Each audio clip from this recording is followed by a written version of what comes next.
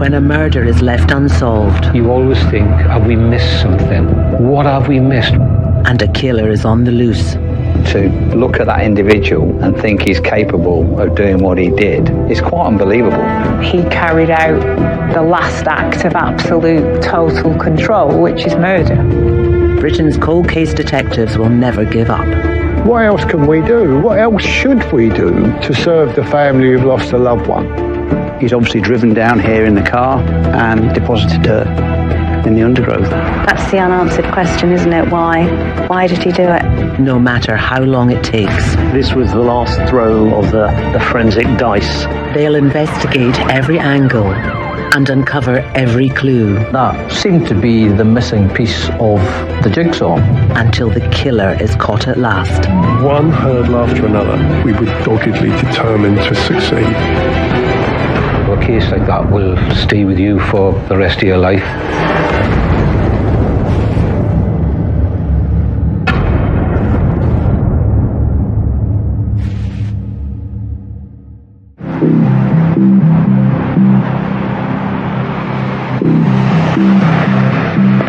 Edmonton at that time was a multicultural area with a considerable population of Greek Cypriots, Turkish Cypriots, who lived in harmony. It was a busy, buzzy place. Being a police officer, work tends to drive you, and it gives you a big purpose, and it sucks you in. It really does suck you in. You go into work every day and you don't know what challenges are ahead of you, and that's not unique to London. It's actually quite eerie walking around here realising this is where Michael tragically lost his life. It's a mixture of emotions, really. I still think about Michael Menson. That doesn't have a time limit. That goes on forever. And why would somebody attack somebody in such a horrific way? They must have come here, seen him, decided to ridicule him, to steal from him, and then go away and in a cold-blooded way come back and give the man such a horrific death.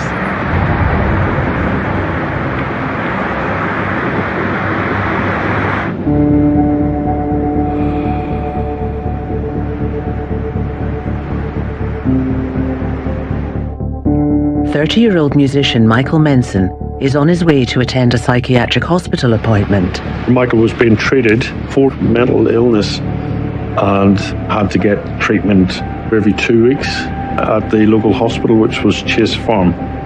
There were two buses, one was a W6 and one was a W9. One went to Chase Farm Hospital, one went to Edmonton. Michael got on the wrong bus, so instead of going to Chase Farm, he got on a bus that took him to Edmonton. He realised he was in the wrong place and he was lost. He was very, very confused now. He's got complex needs. He's in recovery. And when people are in recovery, they have planned out in their heads what they need to do and what they don't need to do. And really, it went wrong from there. Nobody deserved what happened next.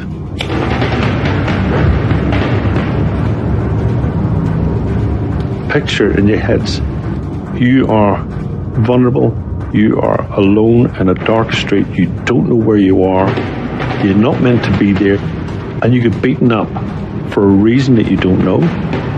And then, not satisfied with that, somebody come back and set fire to you and laughed at you because you didn't realise you were on fire. Initially, Michael didn't realise he was on fire as these people laughed at what they did. And then the panic has set in, the pain has set in, and he's run all the way down towards the flyover, across the North Circular, and back towards the hospital. I don't for 1 minute think that he knew he was going to the hospital. I just think he was running in sheer panic because he didn't know where he was. That's when the fire officer and another member of the public came across him and the police were called. There are pockets of fire. The detective put the fire out with his feet, which is probably not the best way to collect evidence. And that's when the ambulance were called. And that's when things really started to go wrong with the investigation. Michael is taken to hospital in a critical condition. The ambulance crew had said to the detective who turned up, he's catatonic. We've touched him and there's no feelings.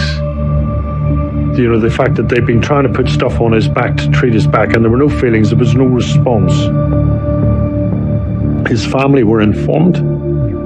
They were told that he'd done it himself. The police initial investigation on the night suggested it was an illness in the street.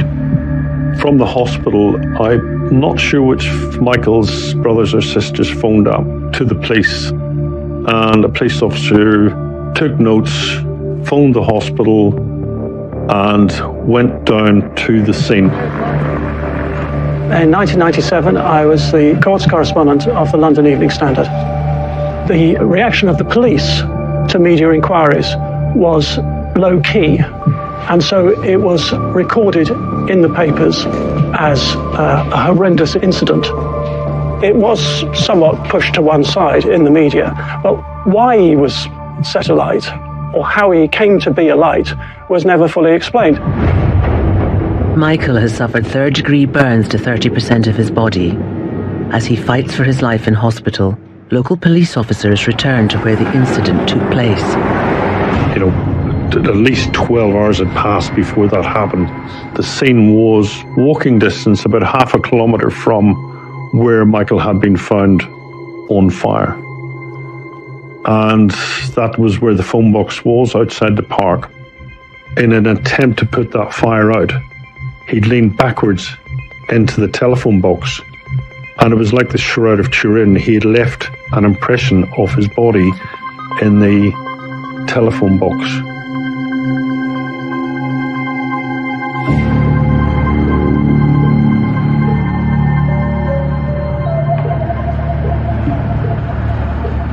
Michael is heavily medicated, but in a stable condition and able to talk to his family. Michael told his brother that boys had done this to him. The Menson family asked the police to take a statement from Michael. I can't remember at what point a police investigation team went to the hospital, but whatever point they went, it was too little, too late. 16 days later, Michael dies from his injuries without making a statement.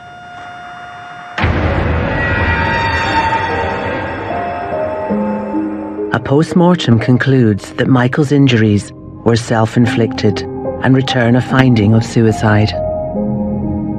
The impression that the family got from that was putting Michael in a box, that he was a psycho. The family pushed against the police to try and get them to listen, but nobody wanted to listen. We have to continue pushing for the right things to be done at the right times. We can't rest. Police are on the front line of the first response to mental health when it goes wrong. So we have a good concept of it, but we should have had a better concept of it at the level where Michael was approached at the hospital. We'd lost trust of the Menson family, justifiably so. They had no reason to trust us.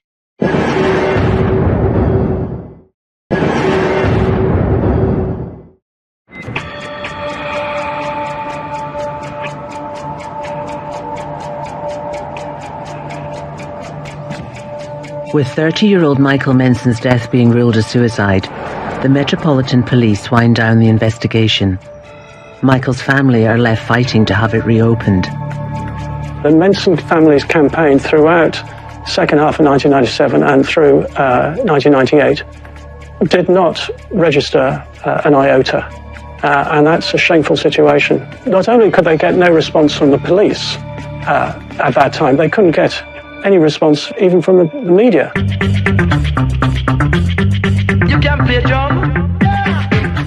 We were like inseparable. Everybody saw Michael and myself as, you know, we were always together. His nickname was actually Tacky, so I never actually called him Michael. We just shared a love of music.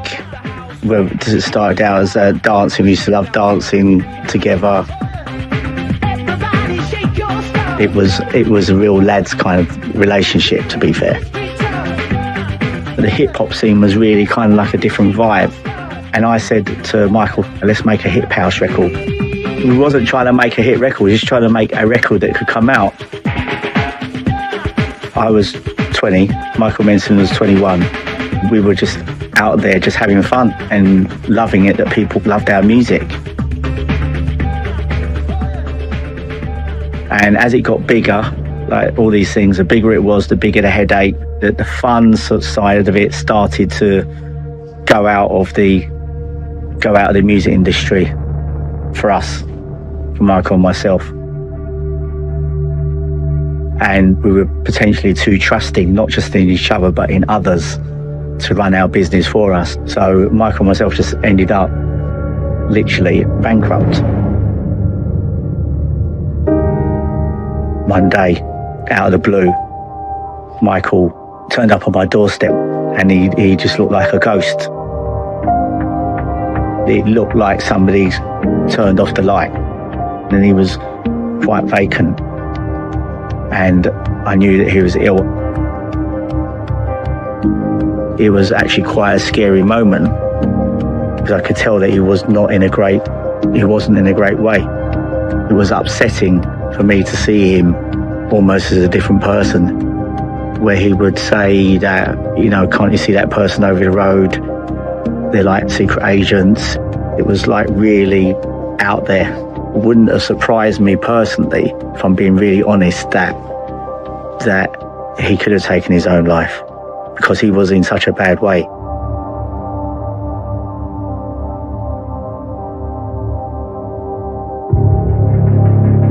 Michael's family do not believe that he killed himself and continue to pursue their campaign to have the police reopen the investigation. The mainstream media were not interested in how a black man died in horrific circumstances. I don't remember reading any interview, seeing on television or hearing on the radio any interview with the Menson family.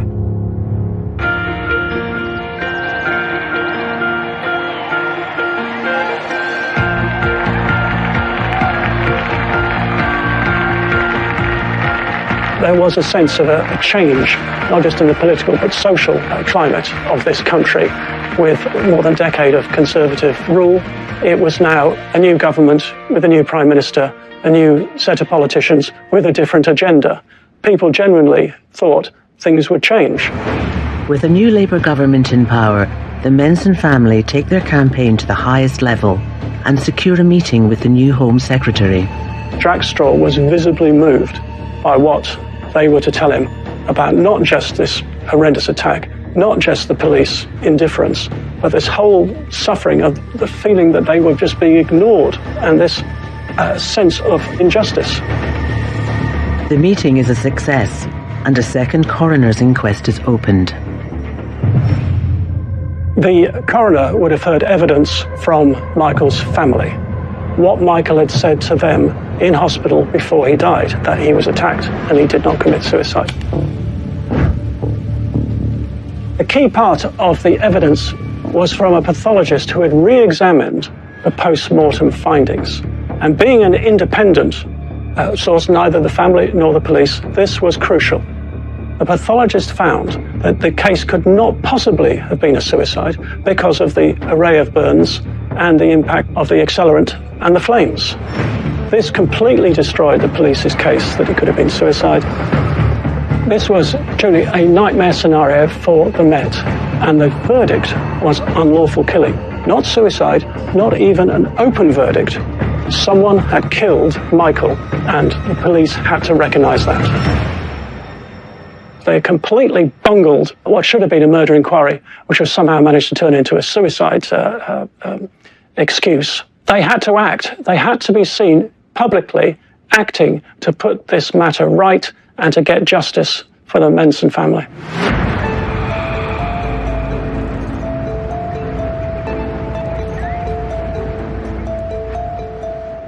At that stage of my career, I was a young DI. I'd been in East London for a couple of years. I knew nothing about the inquiry, so I had an open mind to it. I wasn't in any way connected to any of the officers, and I don't mean that disrespectfully. I didn't know anybody. I didn't know anything. So that's an ideal way of investigating it. So fresh eyes, fresh thoughts on how it can be reinvestigated. I think the Menson inquiry was politically charged because it came at a time quite quickly after the tragic death of Stephen Lawrence in Eltham in 1993.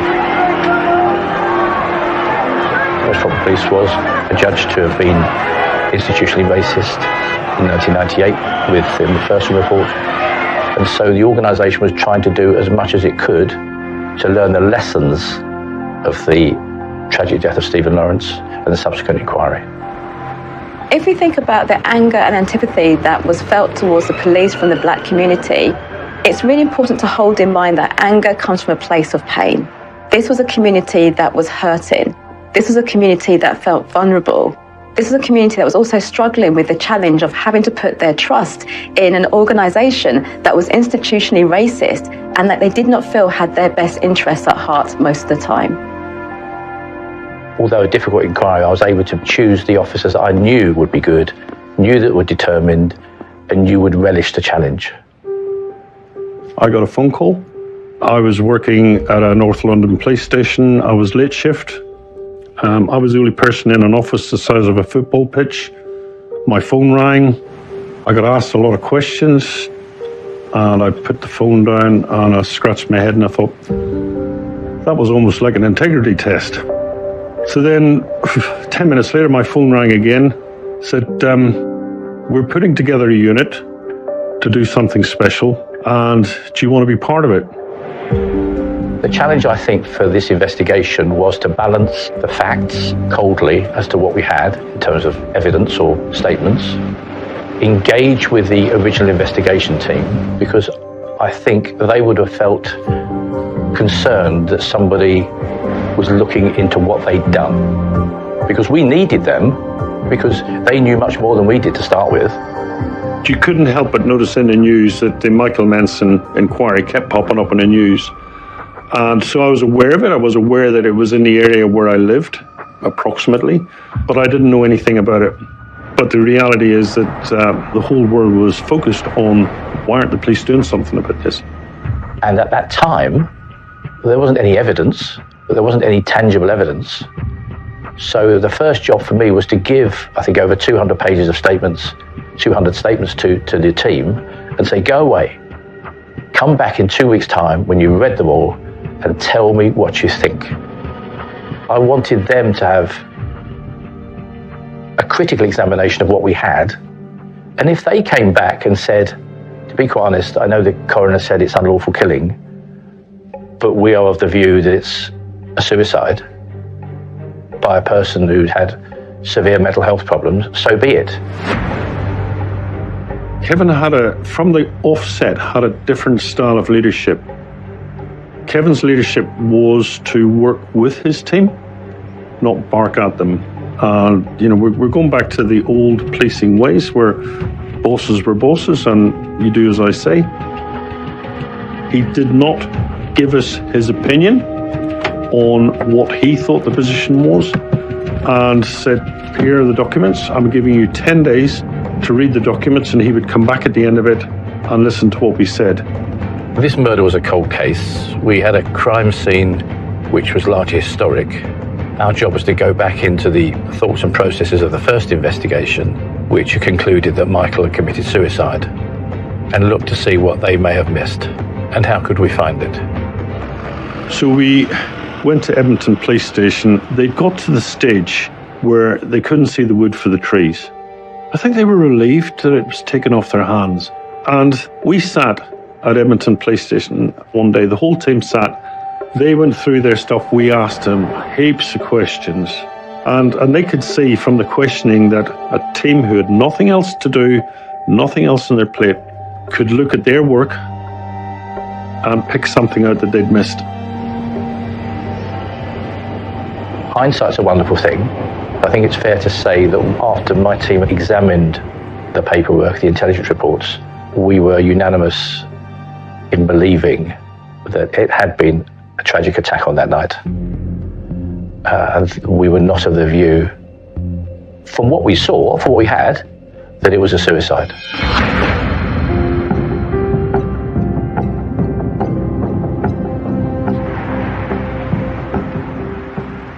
This is where it all started many years ago. There's Double Trouble, Michael Menson and myself.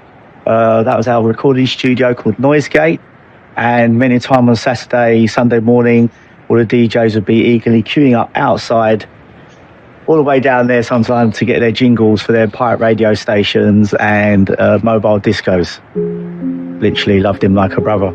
I think it was worse that Michael was murdered, and my initial feeling was that something had happened to him because he was so ill, suffering, but that somebody could do that to such a nice, kind soul, and to a person generally. Forget about literally my best friend, Double Trouble, to the awesome twosome. It was really, really bad.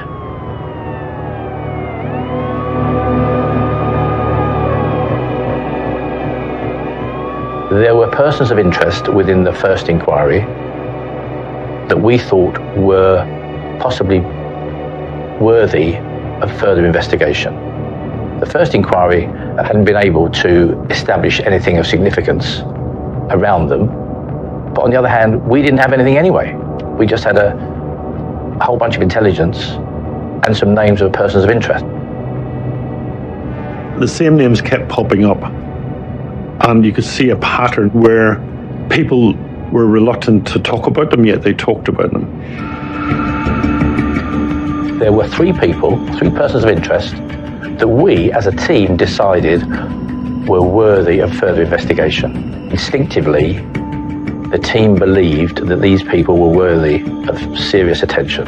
We trawled our intelligence databases, and those names just kept coming up time and time again.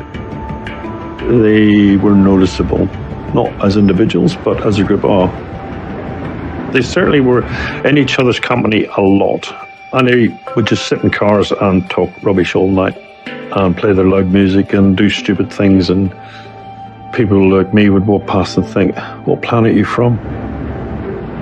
It's very difficult to actually make a definitive statement as to where somebody becomes a person of interest and a suspect.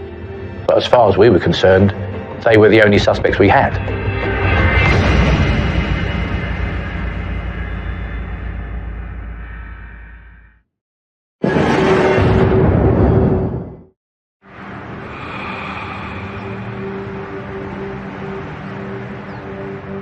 Kevin and his team have identified 3 local men as suspects in the murder of 30-year-old Michael Menson.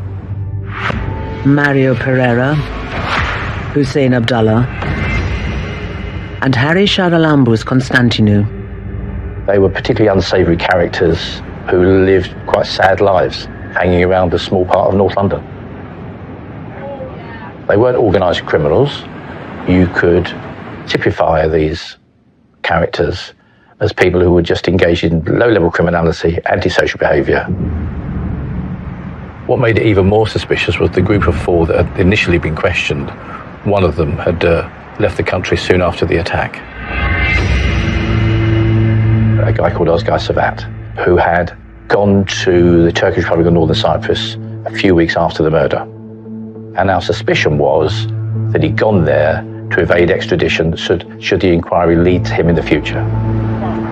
Kevin's team focus on the 3 suspects they do have, whose regular hangout is a local petrol station. They'd pull up in a car, and even before they opened the door, the noise coming from their car with their big stereos and everything else was deafening. You couldn't feel but notice them. People who would have driven 5 miles away just to get petrol somewhere else rather than go in there. We knew they were a tight-knit group, but we knew we probably couldn't get close to them. But we were aware of people that were close to them. We had to find a way to get close to them. Intel would look at clues as to give us what's called lifestyle. What do these people do? Where do they go? What day do they sign on? And from that, we found that one of the main players that had a flat on the A10, and that they would meet there at that flat. That was a meeting point.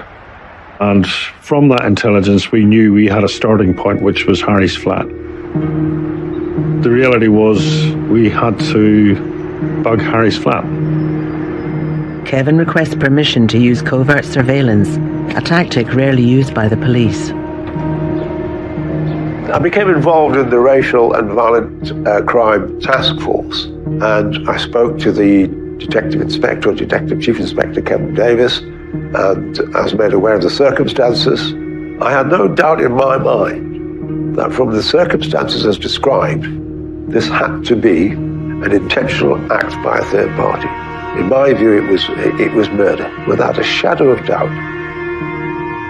But my view is that whenever there is a case of complexity, high profile, and a potential adverse outcome, the best thing that can be done is to consult the CPS to find out the best way of gathering evidence and ensuring there is a proper direction for the case. Looking back at the time in question, 1999, it was a bit unusual, to say the least, to have intrusive surveillance. And I think it's a reflection on the approach that was taken in the case to ensure that all areas of uncertainty were checked and decisions were reinforced in the proper quarters. And probably what was done to get that authority was far more complex and difficult than it is today.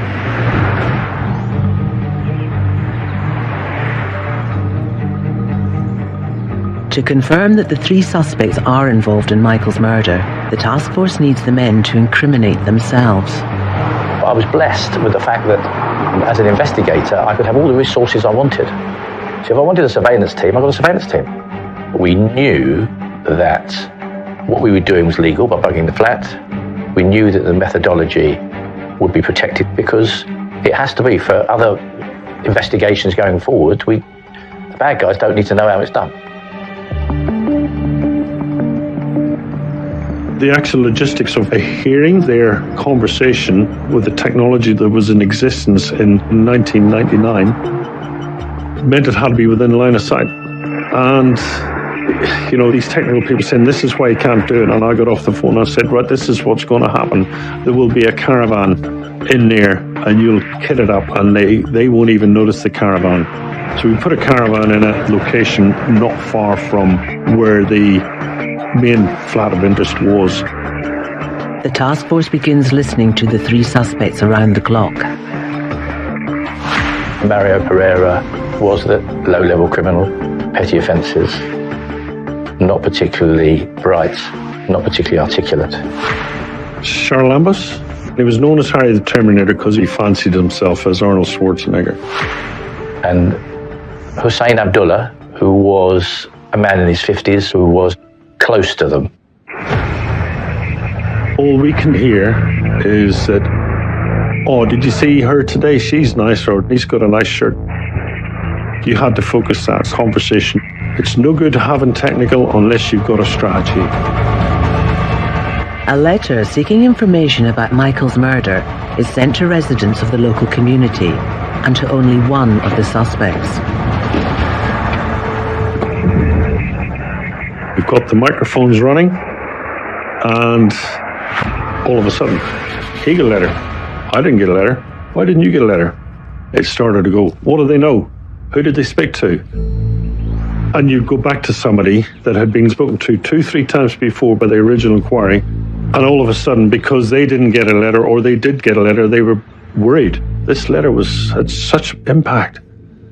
And they'd slip, and you'd get something out of it. That person would get interviewed again by our main players, because he would talk to somebody who would talk to somebody, and eventually they'd discuss, well, he told them about this. Does he know about that?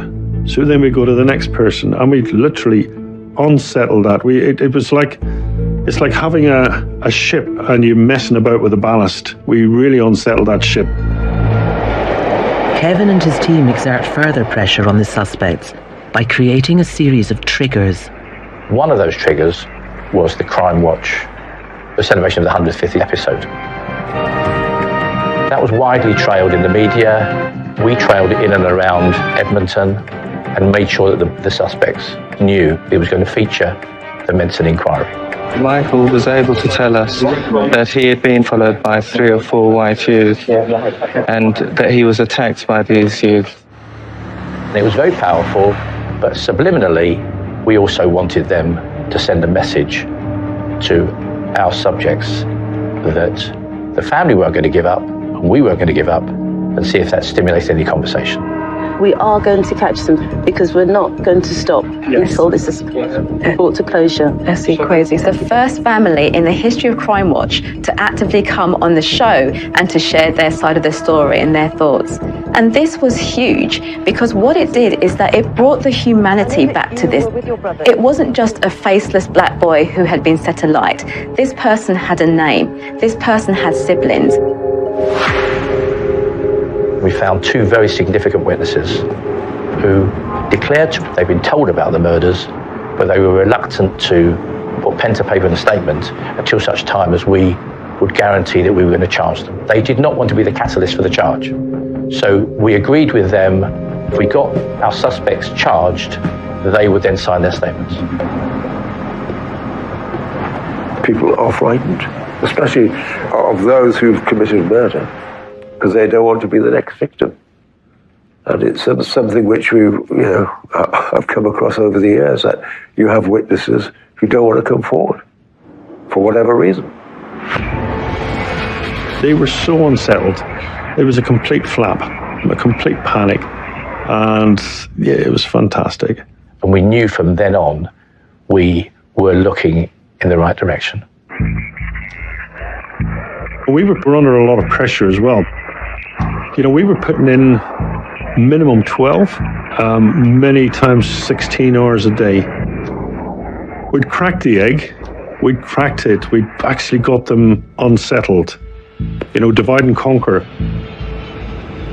So the more information we got from the product, the more we could go back to the people on the lower part of this pyramid of collectiveness, this egg that had just been broken, this ship that was about to fall over in the harbour.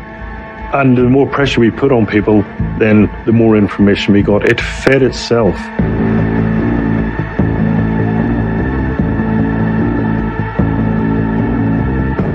They were starting to put themselves there in the conversations amongst themselves.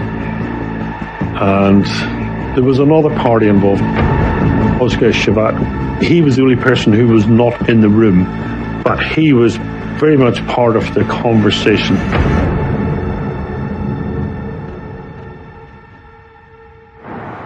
The 3 men also reveal in conversation details of a vehicle used by them at the time of Michael's murder. We just lifted it onto a low loader and took it away. And we would hope that they would then be concerned about the forensic opportunities that had given us. Our aim was to get them to talk about the murder, and they did. They were not talking about their involvement, they were putting themselves there. Mario Pereira's girlfriend had said that a black guy had looked at her on the bus, and their intention that night was to harm a black guy. He wasn't the black person who chatted up his girlfriend, we know that. He just happened to be black, and that's when that racist attack commenced, and that horrific abuse that Michael Menson suffered before his death happened. They'd beaten Michael up, and then they decided to go back to Pereira's house because he said he had petrol, and they came back and Michael was still there, and then they talked about pouring the petrol on him, setting fire to him, watching his jacket go up in flames, seeing him stand there thinking, why are they laughing at me, before realizing that he was on fire. The type of individual that can set someone on fire is someone that doesn't really have a regard for human life. It's a very dehumanizing experience, but it's also about making sure someone feels maximum pain. And that's a really sadistic element, because there may have been enjoyment on the part of the offenders to actively take this crime to another level.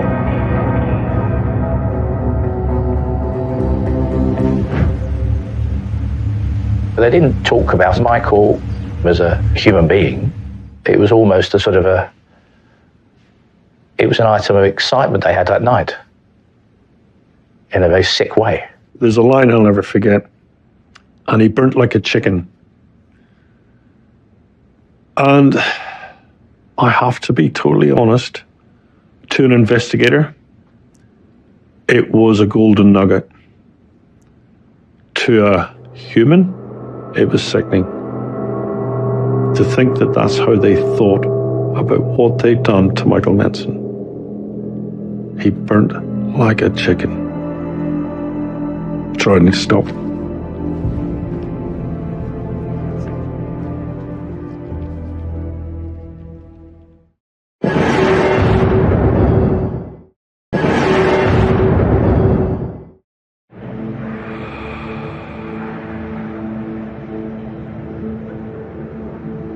The covert surveillance undertaken by the task force has paid off.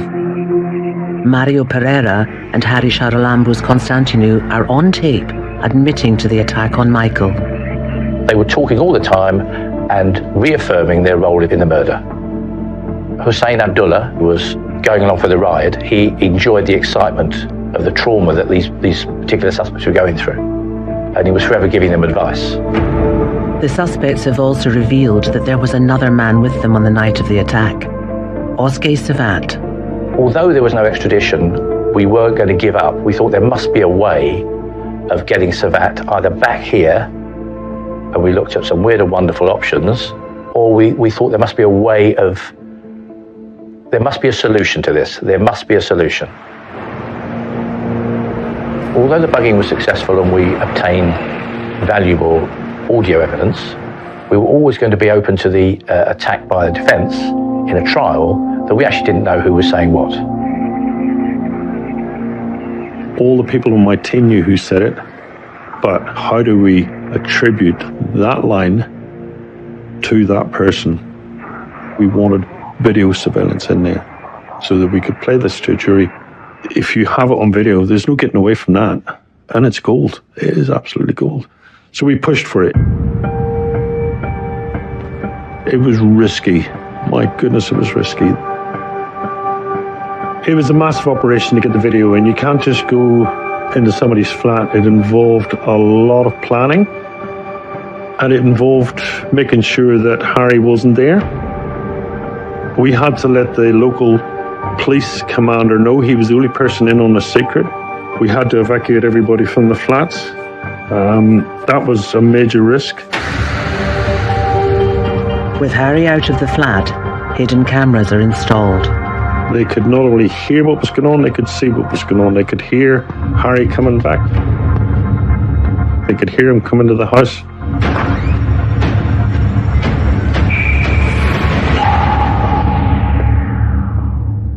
The surveillance phoned me up, said, "Niall, you better come and have a look at this." I whizzed down to the listening post. I watched that video several times before I phoned Kevin Davis and said, I think he's got the video.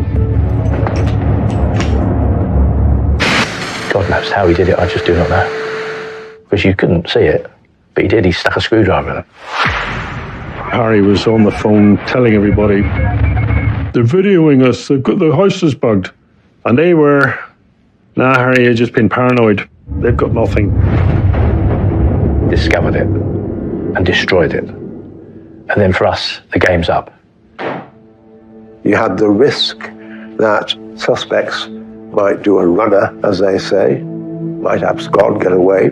I have a clearest recollection of the issue of the drilling into the ceiling, and somebody spotted it. And they wanted to act very quickly, and they wanted to get the suspects before the court. My view was that there was sufficient evidence upon which the defendants could be charged. On the 9th of March, Mario Pereira, Sharalambu Constantinou and Hussein Abdullah were arrested and charged. Hussein Abdullah with perverting the course of justice, Mario Pereira and Constantinou with the murder of Michael Menson. Constantinou acknowledged the fact that he was there on the night and agreed that he'd robbed Michael initially, but he denied the fact he was involved with the murder. Pereira and Abdullah remained silent.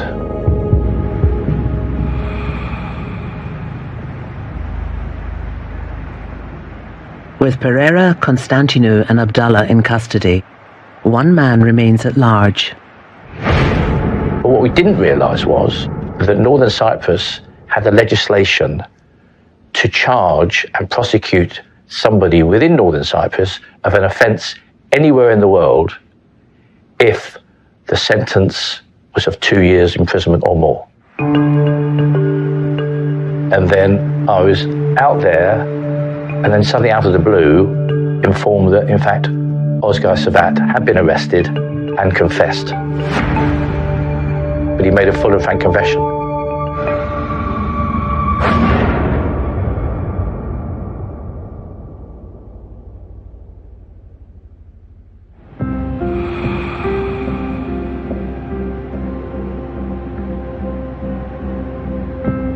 Mario Pereira and Harry Charalambous Constantinu stand trial charged with the murder of Michael Menson.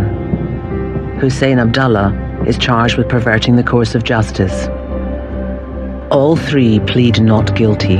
It was clear to the suspects exactly who was Michael's family, and they showed a complete indifference towards them. There was a sort of sneering approach that they had if they happened to glance in that direction. It was disturbing to watch from the sidelines to see the eye contact which occasionally flashed across court between them in the dock and the family sitting at the side of court. So this was the first time that openly police declared that they had undertaken intrusive surveillance and the evidence was going to be disclosed. Prior to that, intrusive surveillance had occurred on numerous occasions, but it was never used in evidence. This was the first time it was used in evidence. When the jury foreperson said guilty, there was an audible intake of breath, and the Menson family, I could see them holding hands, with their eyes shut, waiting for this verdict, and the sense of relief at the first guilty verdict was immense.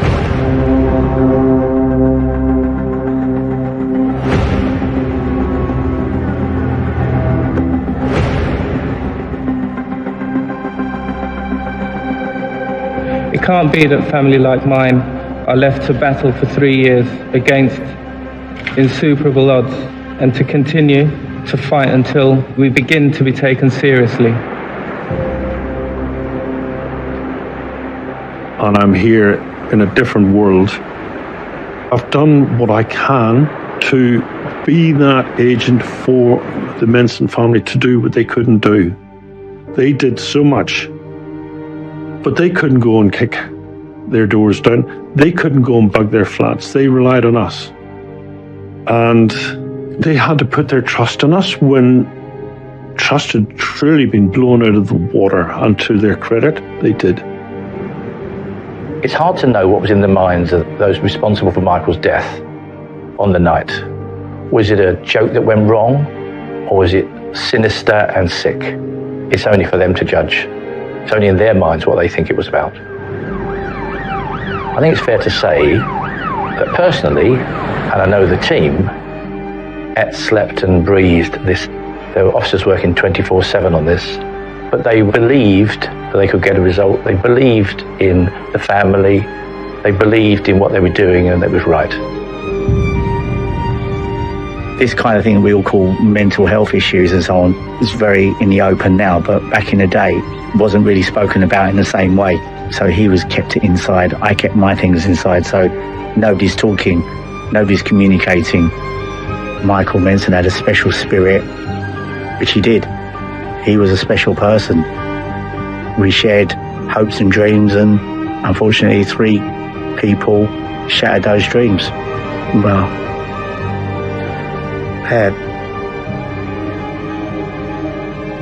can't do anything about that. Can't change the past.